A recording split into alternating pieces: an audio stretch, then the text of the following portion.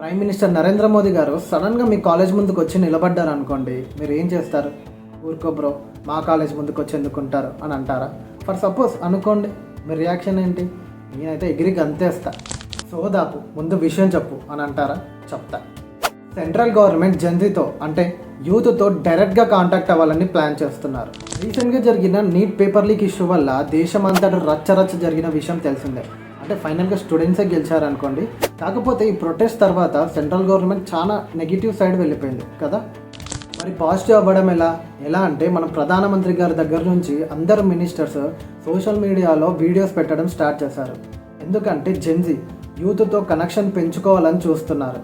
అయితే రీసెంట్గా మన ప్రధానమంత్రి నరేంద్ర మోదీ గారు కూడా ఇన్స్టాగ్రామ్లో 3-4 వీడియోస్ పెట్టారు. హలో ఫ్రెండ్స్ అంటూ అందరినీ ఆకట్టుకున్నారు. हाय फ्रेंड्स, आज तो मन करता है बस आपसे ही बातें करूं। जंतर मंतर पर जो कुछ भी हुआ, కానీ మన గవర్నమెంట్కి ఎందుకో ఈ సోషల్ మీడియా కనెక్షన్ అంతగా సరిపోలేదు.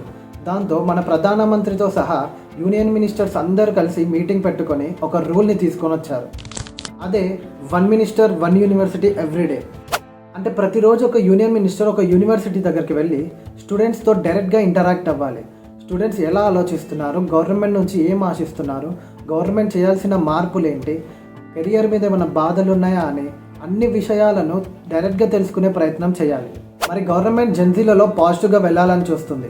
మరి ఈ అద్భుతమైన 1 మినిస్టర్ 1 యూనివర్సిటీ ఎవ్రీడే యూత్ని ఎలా ఆకట్టుకుంటుందో చూడాలి. నేనైతే ఇది మంచి ఆలోచననే అనుకుంటున్నాను.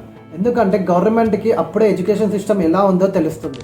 మరి స్టూడెంట్స్తో ఇంటరాక్ట్ అయ్యి గవర్నమెంట్ యూత్ని అట్రాక్ట్ చేస్తుంది అనుకుంటున్నారా? కామెంట్లో తప్పకుండా చెప్పండి. మరి ఇలాంటి ఇన్ఫర్మేటివ్ వీడియోస్ కోసం నా కంటెంట్ నచ్చితే లైక్ చేసి సబ్స్క్రైబ్ చేసుకోవడం మాత్రం మర్చిపోకండి. Thank you so much.